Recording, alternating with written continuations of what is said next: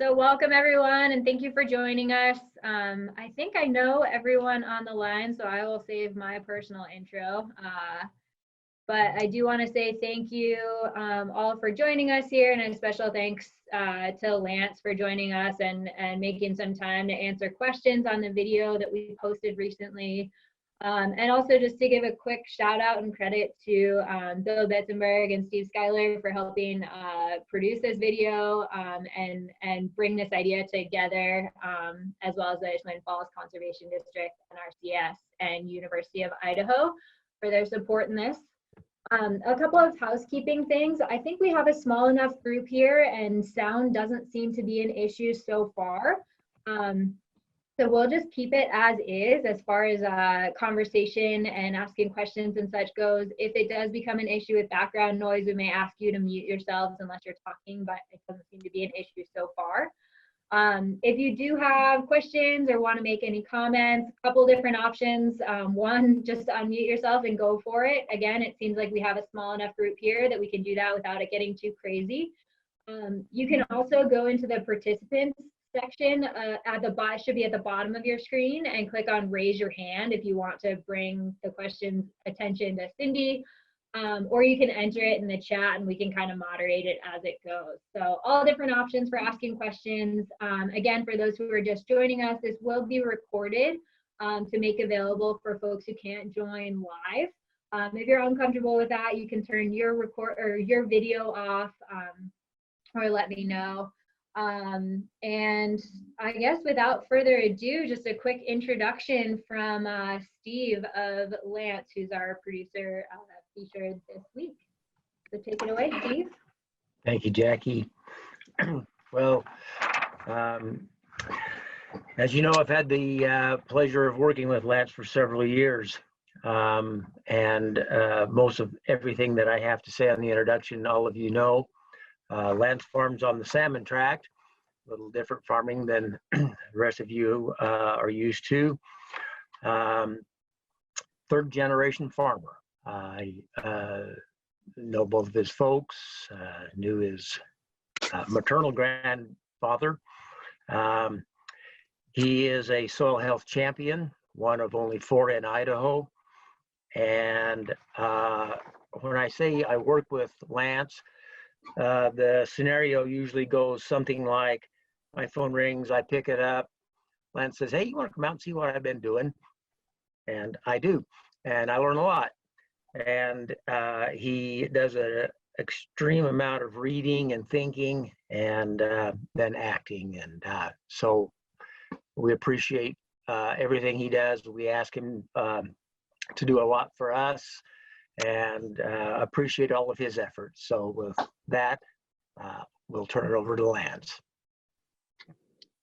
Yeah, thanks, Steve. Like Steve said, we've worked together for quite a few years. I mean, Steve's been working with my dad and my uncle for a lot of years, even before I was back on the farm, doing different equip projects and pipelines and things like that. So we appreciate Steve and have done a lot of projects with him, and the different soil and water districts in the valley have been helpful.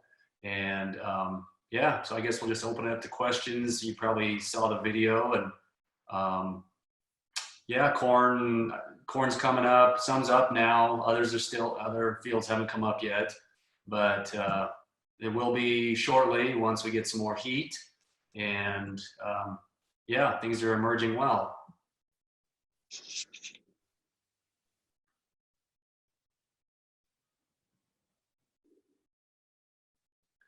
Looks like Cooper's got a question.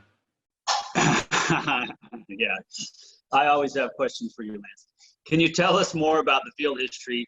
You mentioned it was obviously in winter wheat last year, but can you give us a few years back in time and how that may impact what you're doing right now? Yeah, so that field was corn 2 years ago, and then we just went in and dished it once, and then we had Richard Hawks come in with his no-till drill. Not because we needed the no-till drill, but we just like his no-till drill. He doesn't have any tillage equipment on his no-till drill like his other drill that has kind of like it's a field cultivator. We just typically have him use his no-till drill wherever we have him drill. So he drilled winter wheat in 2 falls ago, and then of course the wheat was last year, and then just took the wheat off, and yeah, just turn the water back on to get the regrowth coming in the winter wheat, and then we had manure spread on the field just over the top at 20 tons to the acre with one of those vertical beater spreaders that does a real nice job of spreading. So we didn't have to do anything after that. We didn't have to come harrow it. The manure wasn't in great big chunks that we had to deal with.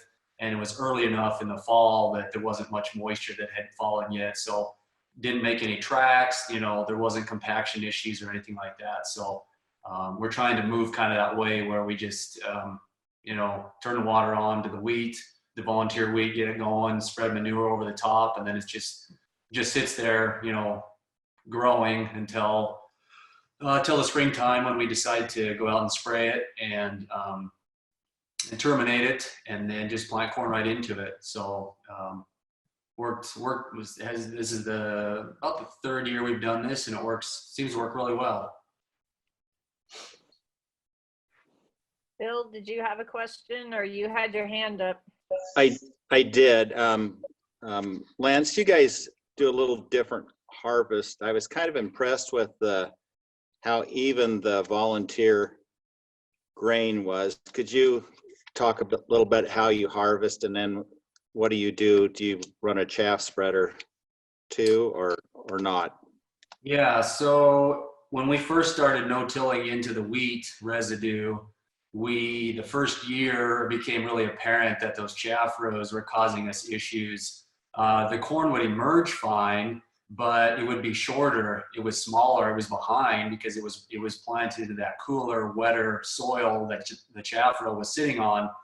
Or even though our row cleaners would move the chaff away, there was still enough chaff around it that it was just causing the corn to emerge later than the other corn around it that wasn't in the chaff rows. Because I guess I should give a little background. We bale our straw off and just, swath it and bale it up for the dairies for that market. And so we leave, there's probably 4 inches of stubble out there, 3-4 inches.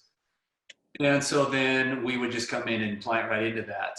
But in the old method, we would just drop all the straw and chaff behind the combines, and then we would come back and bale it up. But there was always about 2 inches of chaff, about 6-8 feet wide by the time the baler went through, that you just couldn't pick up because it was just so fine that the teeth on the baler couldn't pick it up. So there was that chaff row. So we did that for about 2 years, I think, kind of realized, hey, we got to do something different because the corn is always behind in those rows. They come up later, it's cooler, wetter, and potential for more disease. And so we could see that was an issue. So we started researching other methods. And so we found the stripper headers, the Shelbourne Reynolds stripper headers that you can Google and YouTube and see. And so we bought a couple of those the first year and just tried them, and we just loved them. It was great. We cut down on the number of combines we needed because we could go so much faster just because we were taking the kernels out of the head basically. And then coming out of the combine, we just spread everything coming out of the combine. So we run the straw spreaders and chaff spreaders and just spread everything as evenly as we can. And the stripper headers do have a little bit more head loss than like a draper head or a traditional sickle head. And so, you hate to see it, but you do your best to keep the loss to a minimum, but you just have a little bit more. We've just found that. But when it comes to having a cover crop or a wheat cover crop, it actually isn't a terrible thing because then we can just turn the water on and the seeds are all spread evenly and they're not, all in a row that you come up and it's just a huge mat of wheat, of volunteer wheat, only in rows, and you have nothing in between that. That's kind of worthless for what we wanted to do. So the stripper headers are really a great thing for us, even though they leave a few kernels on the ground. It's even everywhere. It's not just behind the combine itself. So then we went to using a draper head to come back and swath that tall standing straw, because then when it's in the row, our baler can come back and it can pick up everything that's in the row because the straw is, 2.5 feet long instead of being pieces that are 1 inch long in the chaff. So then we don't have a chaff row anymore, and then we don't get uneven emergence. And I'm not saying that's the only way to do it, but that was our solution for the chaff rows and the issues we were facing. So Joel Packham had his hand raised, and I tried to unmute Joel, and I can't unmute him, so he's going to have to unmute himself to ask a question. Actually, it was a bad hand. Sorry, I'm just listening. Okay. Good job, Okay. Lance. Keep going. Lance, it's Fred Brossi here. I'm curious when you sprayed out that wheat this spring. Let's Because it didn't look very tall. It looked really, really short. I was surprised. It was about April 10th, April 12th, 15th, somewhere in that range. So, I mean, it seems like the wheat never gets really tall in the spring, not like a barley does or a triticale. It seems like it just kind of, it was very thick, but it wasn't real tall. And it kind of, once it's dead, it looked a little smaller probably than when it was green. But Right. yeah, it wasn't like we were planting to get a foot tall residue or anything. It was more like 4 to 6 inches probably. Well, it looked like a really nice, even residue. And I was impressed with that part of it. Yeah, it was even. That certainly helps. And maybe the fact that it was such a cold, dry spring kept it from really putting on much growth before you nuked it. So Yeah, and we were, I guess I should say too, sometimes it takes 2 sprayings, just depends on how good of a kill you get. But I just sprayed it with Roundup at a quarter Roundup. And some of our corn is Roundup ready and some of it's just conventional corn that's still treated, but I can't go out and spray Roundup with it. Just, the corn seed is cheaper. And so I always have to evaluate whether I'm going to run back out before the corn emerges on the conventional stuff and hit it with another spray. Because once the corn's up, the volunteer wheat's kind of just stay. So, but yeah, there's really no grass, grass species pressure, and no volunteer wheat pressure. And I don't think we will all season long. It seems like the past few years we've been doing that. All we get is a little bit of broadleaf pressure, and even then it's not bad. thank you.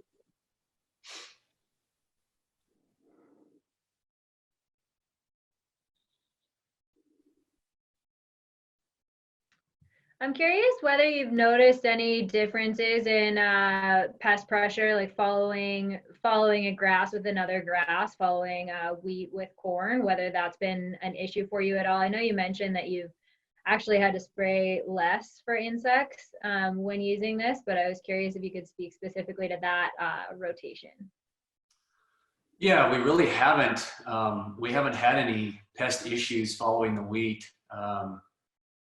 I just haven't. I think if we were just doing continually wheat and corn and wheat and corn and wheat and corn, we probably would. But where we rotate, we have beans sometimes it's alfalfa. Try to rotate, still keep a good rotation. And then when we can, we'll put in a cover crop. A lot of times the winter wheat, the volunteer is fairly heavy. So, we try not to add any more grass species to the cover crop mix because we know the winter wheat's going to be pretty heavy anyway. So we try to throw in a broadleaf and legume species into the cover crop mix just to get some diversity out there and keep that pest pressure under control. But we really haven't had any major insect issues with the corn following the wheat.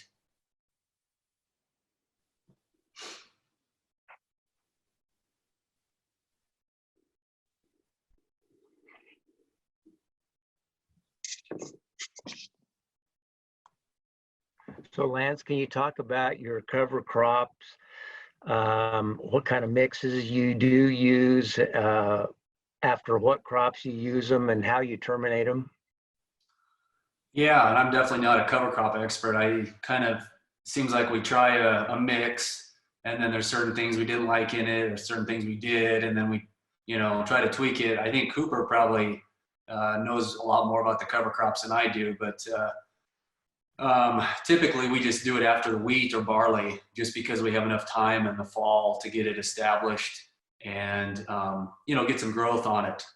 And so typically, you know, I'm not putting grass species with it, not putting barley or oats or anything, just because, like I said, the volunteer wheat's going to be pretty heavy anyway. And then usually I just throw out some legumes, you know, and some broadleaf stuff. We've done sunflowers, we've done winter peas, winter lentils, which I really like those, but they don't seem to get real big in you know, in the fall or even the spring. But I do think they're still doing, if you dig down, they're still nodulated and they still look good. They're just not that big.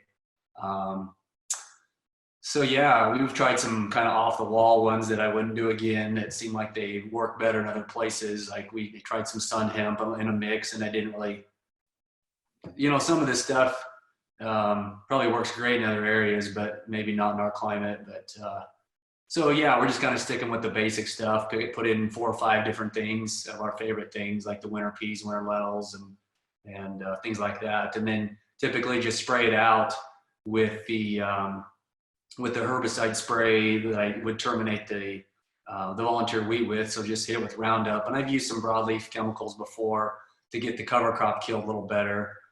We've used radishes and turnips, and it seems like they're a little harder to kill in the springtime. You know, I've used status herbicide that we use in corn. It does a great job, but it seems like it's almost too cold in the spring for it to work well, because it seems like those radishes and turnips, it kind of dings them and knocks them back, but then you'll see them later on in the season, still the same ones you sprayed, but by then the corn's way bigger than it and it's not hurting it at all. So that's kind of what we do, but I know there's other people out there doing a lot more with cover crops. I think Todd Ballard's got a question too.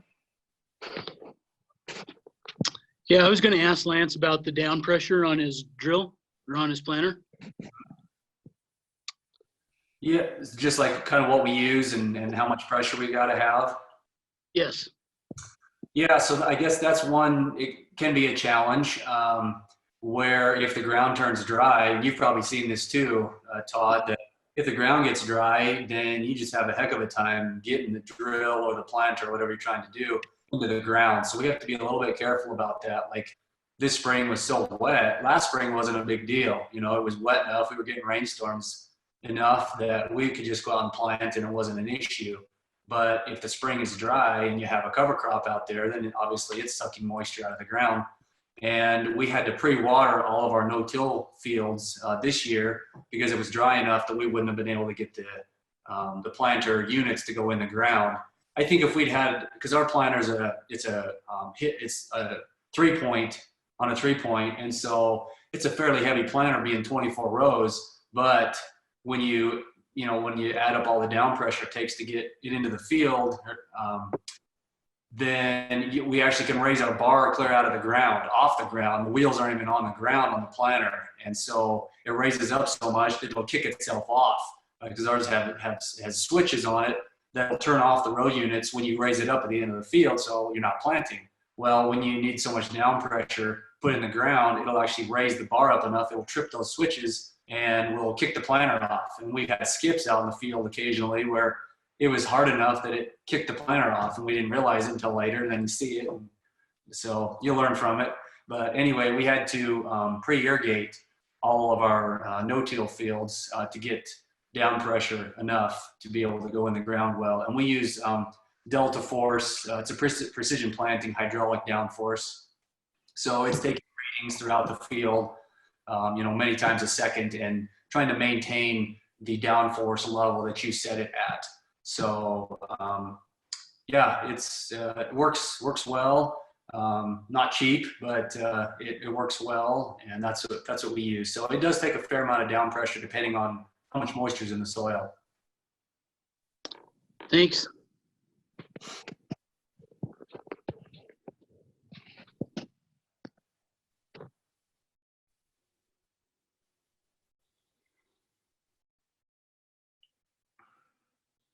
Lance, have you noticed any change in your organic matter with your soil tests?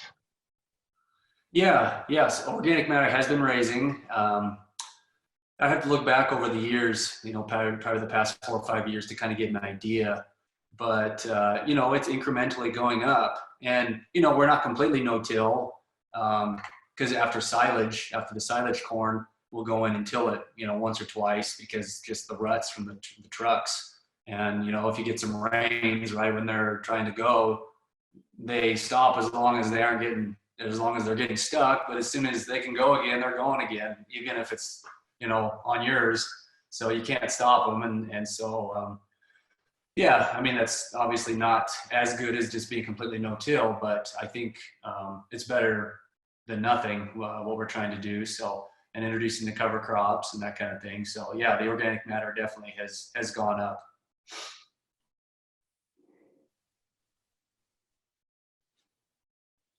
Hey, Lance, I have another question on the planter.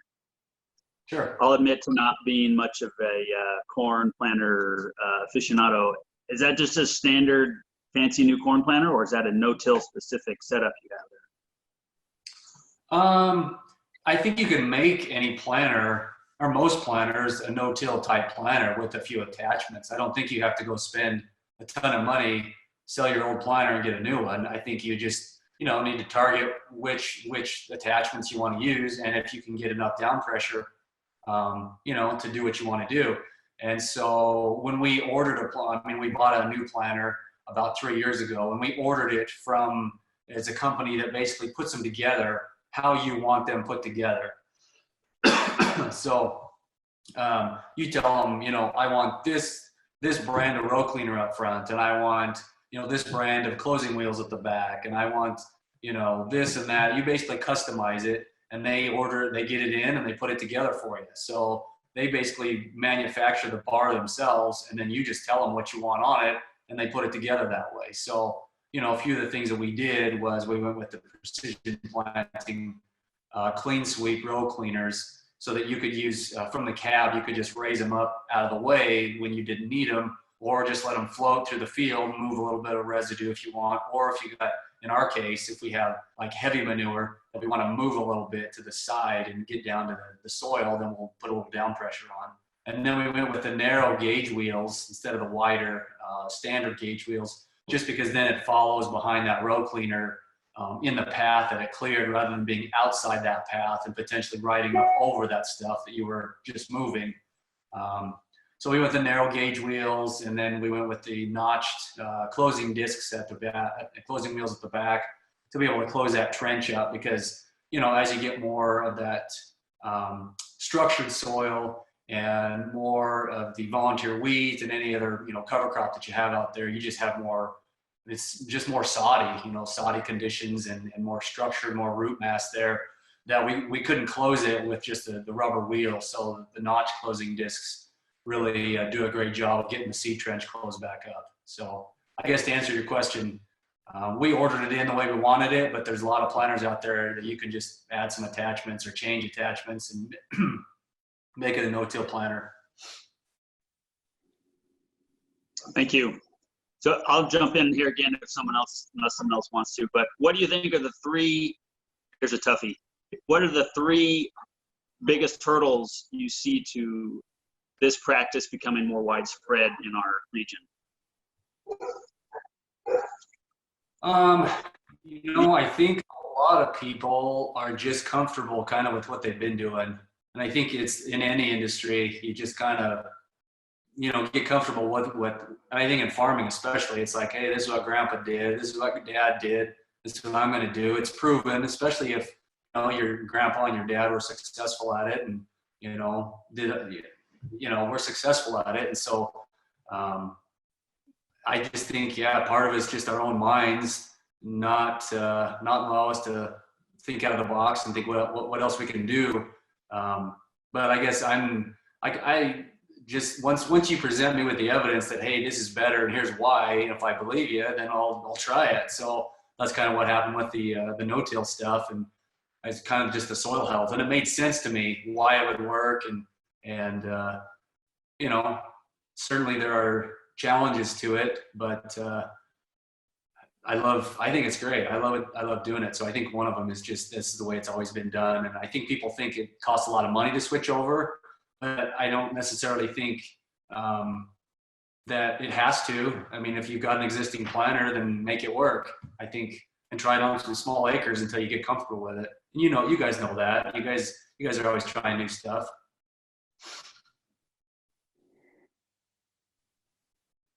Well, that's interesting you say that. I see so many people in the fall or August, they've threshed their small grains, their cereals, and then I see a pivot running over it. Maybe they drag the harrow or something to spread chaff around and they irrigate and I think, oh great, that's going to be some green living roots in this fall.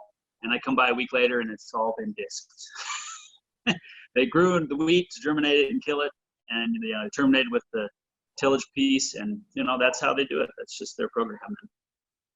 I understand what you're saying, but so sounds like from a technical planting challenge, that's not an issue. From an herbicide issue or termination deal, that's not an issue. You're not seeing big issues with germination and emergence. So for you, it's working great. It sounds, or well enough to keep doing it. Yeah, definitely. And we're not growing potatoes, we're not growing beets, and I understand those guys have got to dig, and so that just is what it is. But I think if you want to make it work, you figure out to make it work. Whether you change your crop rotation, you change crops with what you're growing, you figure out a way to do it with the crops you are growing. And so, and I kind of going back to your question, I think part of it too is a person gets so they like the way a tilled field looks. It's clean. It looks kind of neat. And it's, the no-till and the cover crops, some people don't like the look of it. They think it's kind of ugly or whatever, but I think it's kind of neat to see green plant coming out of, the cover crop you just terminated. And I don't know, it's just a different way to look at it. So I have a question. When I was talking to Steve and we kind of watched the video and everything, the first thing that came into my mind was like cost efficiency rather than the soil health. But could you kind of explain the difference between what you've seen with more traditional farming versus how you're doing it now cost-wise? Yeah, so we, for a lot of years, we're just conventional till, tilled everything up. We quit using a plow a long time ago, just out of necessity from not pulling up so many rocks, because we farm some very rocky farms, like some of you all do, and we just got tired of pulling up rocks. So we quit plowing a long time ago and went to a disc, and so that was kind of our main tillage tool that we used. And once we started kind of switching over to the no-till, it became more and more apparent that it was saving us money multiple ways, in not having to run across the field so many times, tilling the field, which had all kinds of problems and issues it was creating, by ruining the soil structure, losing moisture every time you were going across, which was in the spring for us is a big deal because typically our water is not turned on until early May. So if we're out there disking and tilling the ground up and we don't get water till early May, then you can't plant corn into the dry ground and expect it to grow. So we either have to wait until water comes on, or you plant and it sits there until the water comes on. So if we can not till and lose all that moisture, then it's a great thing for us. So we just saw so many benefits that we probably didn't even think about when we first started doing it, that cost-wise, it just made a whole lot more sense once we started doing it, saying, hey, we're saving here, less labor, less time, all that stuff. And just then once we started to see the soil health benefits of it, then we could see that we were using less fertilizer, that the plant itself was healthier. And by being healthier, the pests and diseases weren't even an issue anymore. They were, the plant could defend itself from these pathogens that other people were having trouble with. And, once they started spraying them, they had to continue spraying because the bad pests are always the one that come back first. So it became more and more apparent that this was a cost savings in multiple ways over the traditional way. Sweet, thank you.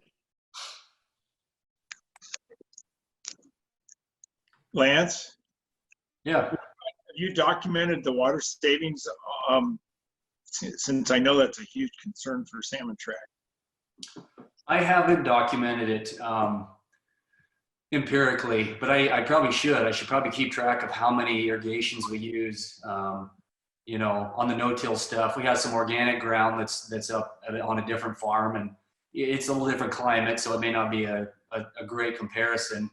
And it's, you know, some different day lengths of corn and things like that. But I should probably document that just so I know. But definitely, I can slow the pivots down a lot more than what we used to.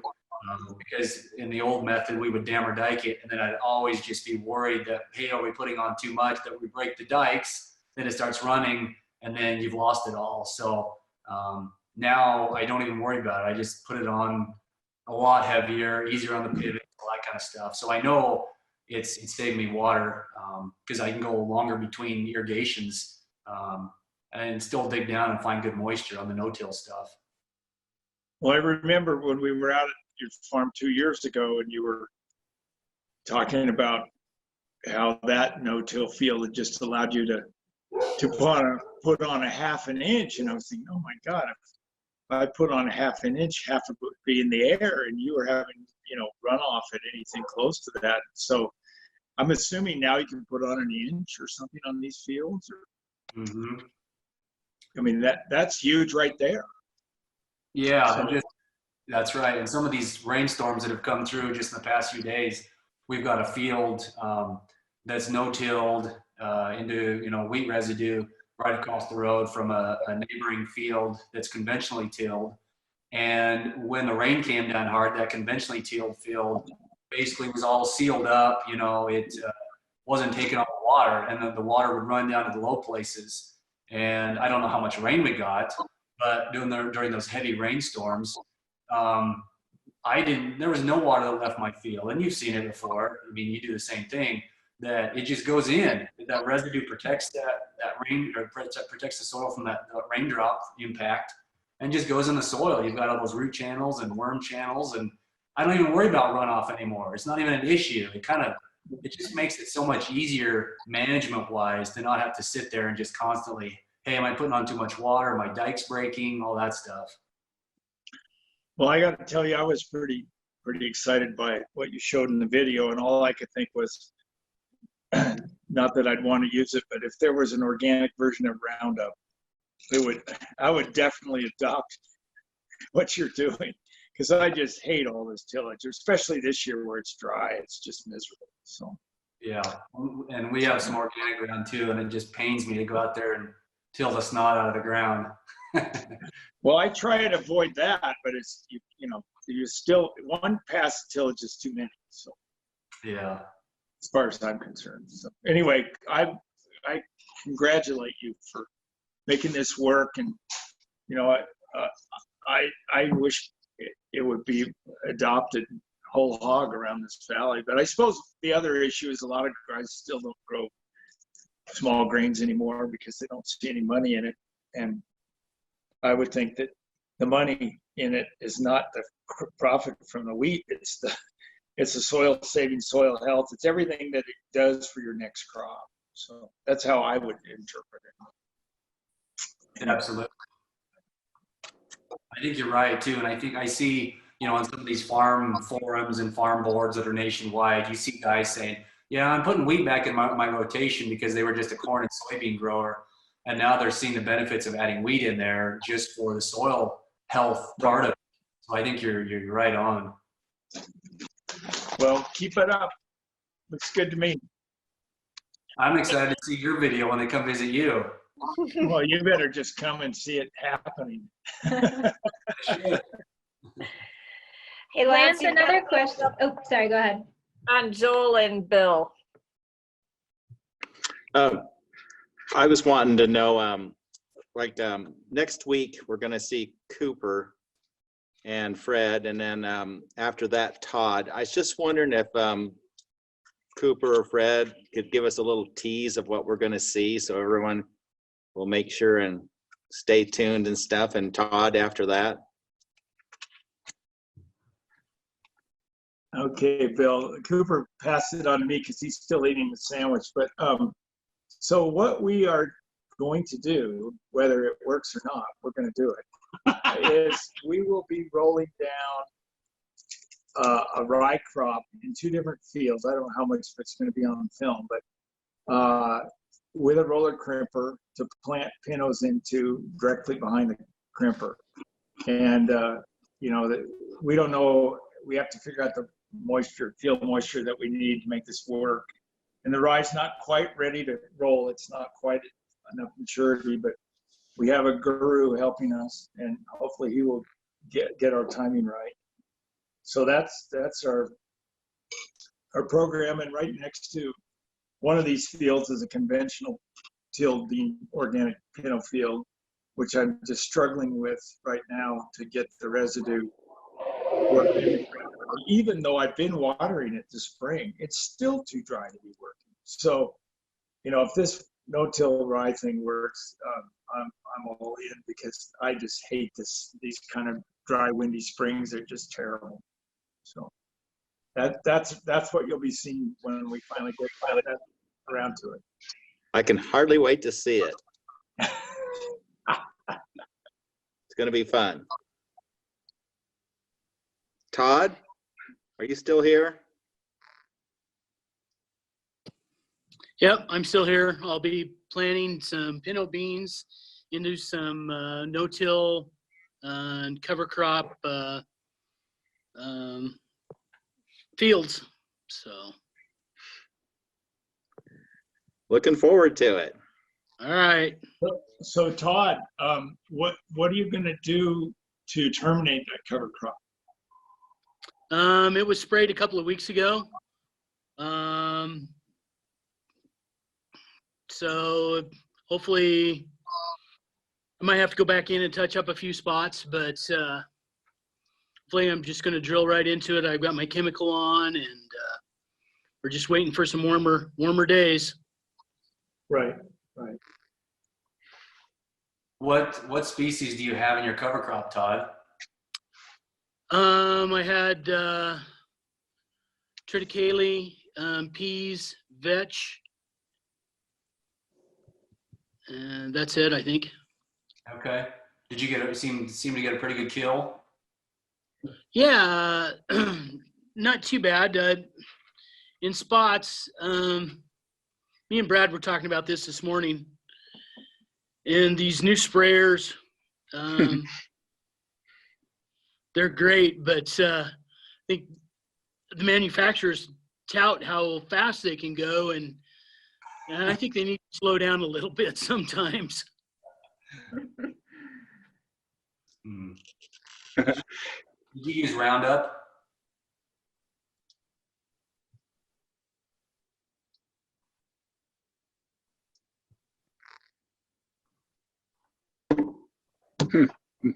Don't know where he It went. looks like he might have been frozen.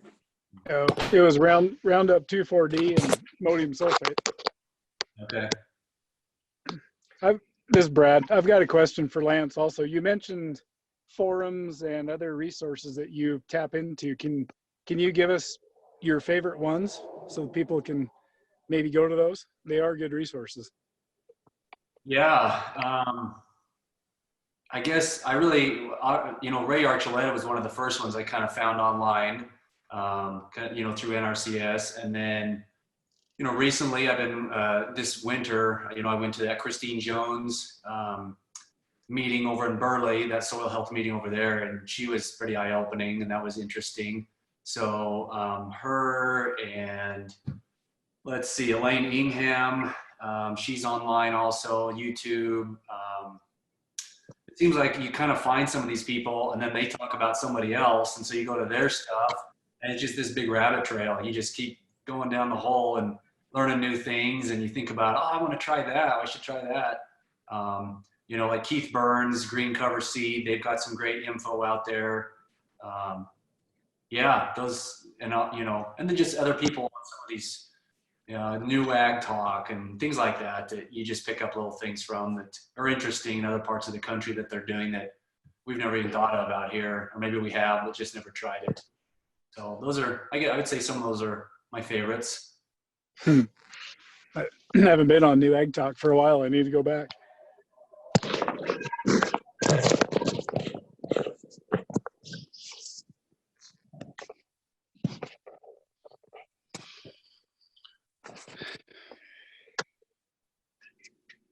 We're probably going to have one more session of next week, I guess. Cooper and Fred, you guys are organic.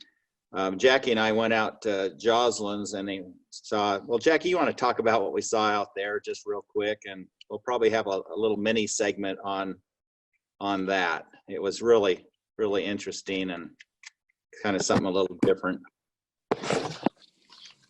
Yeah, so Bill and I went out to the Jocelyn's, two of their fields actually, across the road from each other. And Alex and Carl are managing those, it sounds like, together. And essentially they had established a really thick stand of winter peas last year. When did they plant those? September, Bill? I think it was late August or early September. Yeah, it was pretty early in general. Yeah, but early. yeah.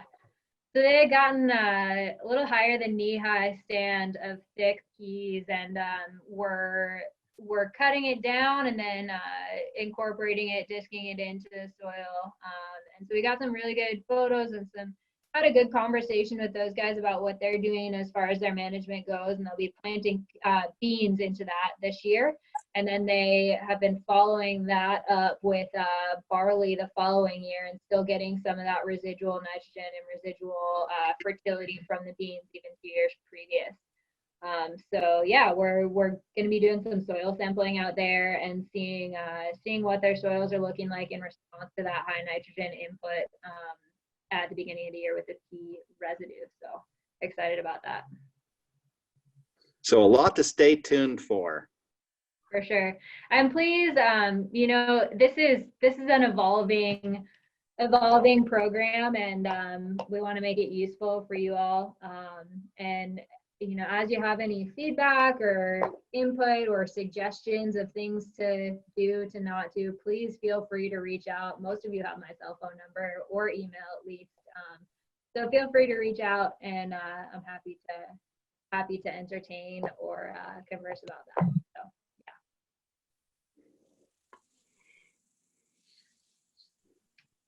I guess if we have no further questions for Lance, we can go ahead and bring this Zoom lunch session to a close. Really appreciate, again, you all coming in, and Lance, you being willing to field some questions here, and excited about how this is moving forward. So look forward to seeing you all at the next one. Sounds great. Thank you. Thank you very much. Have a great day.